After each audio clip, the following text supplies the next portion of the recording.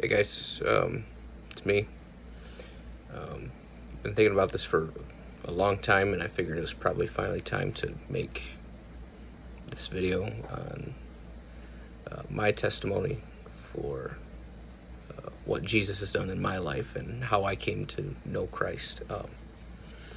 Because at first I didn't know God, not even a little bit. I knew of Him. I didn't know what the big deal was. I knew people worshipped Him. I knew churches existed, but I didn't walk with Him. I didn't talk with Him, and I didn't trust Him. I didn't do any of that. But there was a moment. One day I was working at the prison, and a coworker asked me a simple question. She asked me, "How did I know God?" And I didn't have an answer. I didn't. And that question stuck with me for quite a while. It really made me question some things about myself. And at the time, I was depressed. I was lonely. I didn't feel like I had a strong community. Even though, looking back now, I know that I did. But at the time, I didn't feel like I had a lot of friends. I didn't feel like I had a purpose. I didn't feel like I had anything going right for me. I was addicted to alcohol. I was struggling with pornography. I was just stuck in these cycles that I didn't feel like I was going to be able to get out of. And the truth is, I was losing the battle to keep going. I really was. I was getting close to just ending it. But thankfully, thank God, she asked me that question, because that lit a spark in my heart to go and seek Him. I ended up going to church there not long after all this happened. And the pastor, the guest speaker that was there, was at a family conference, which, why I was a single guy at a family conference on a Wednesday, God works in mysterious ways. He was teaching a parable from Luke chapter 15, the parable of the prodigal son. It's a story about Jesus telling a story about a young man who demands his inheritance from his father early, and he runs off, uses it for all kinds of worldly things, just wastes all of his money, ends up broke, feeding pigs, starving, humiliated. But when he finally comes back to his senses and decides to go back home, ashamed, didn't know whether he was going to be accepted or not, didn't expect to be accepted. His father, seen him off in the distance, and instead of punishing him, instead of being like most other people would be in the world nowadays, he ran to him. He wrapped his arms around him, and he celebrated with him because he was back. It says in Luke 15:20, but while he was still a long way off, his father saw him and felt compassion and ran and embraced and kissed him. I didn't know that this story existed, and I didn't know what I was expecting when I went to church. But when I heard this, I broke, because I was the son. I was running.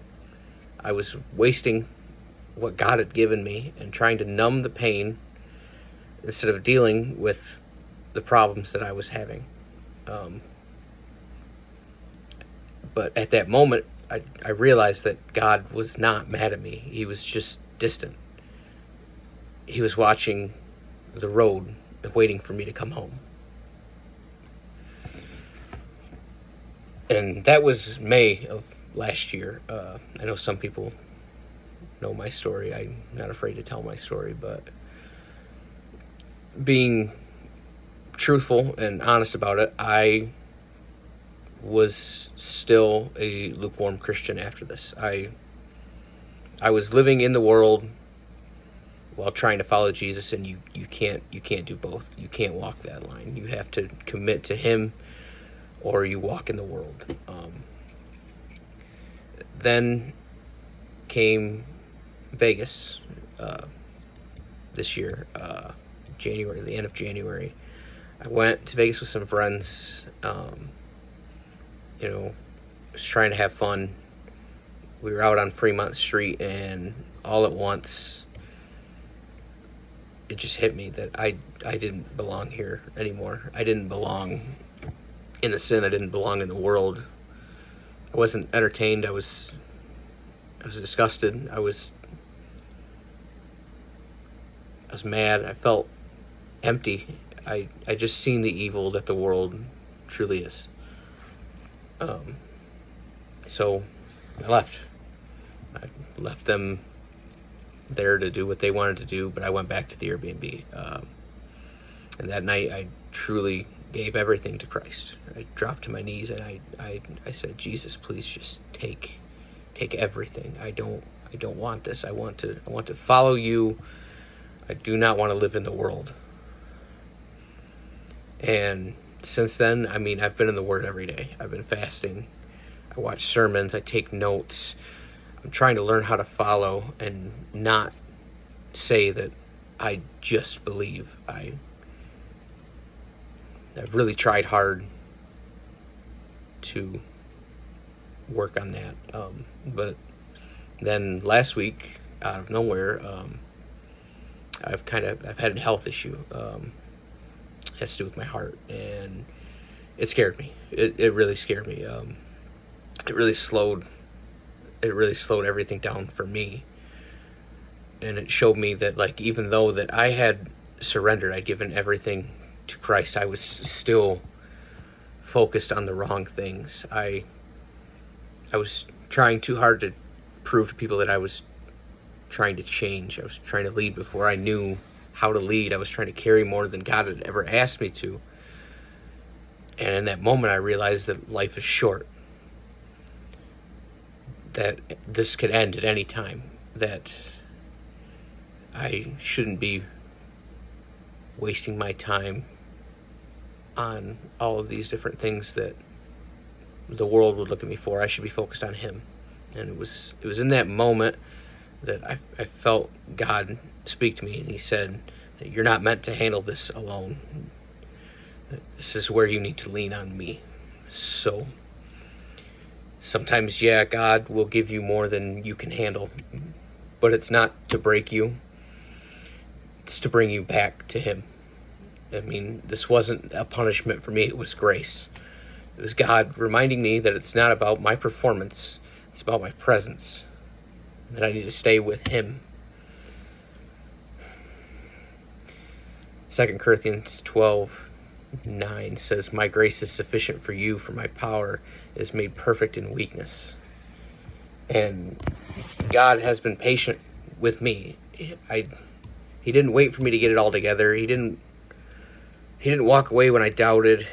He ran towards the moment when I turned my back to Him. And this is the time where I have to continue to ask myself the question, do you really know God? Or do you just know about God? And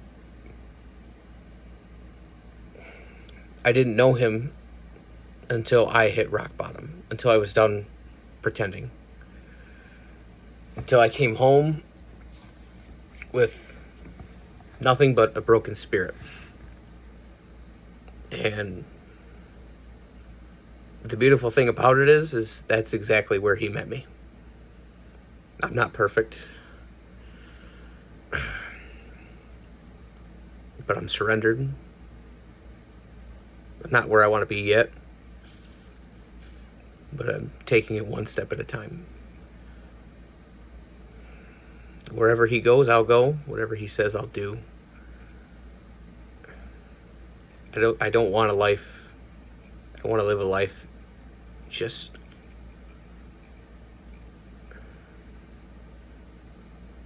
I don't want to live my life expecting myself to do more when all I have to do is give it to him. I just want that purpose. I want to live a life that points to him. I want to live a life that doesn't just look good from the outside.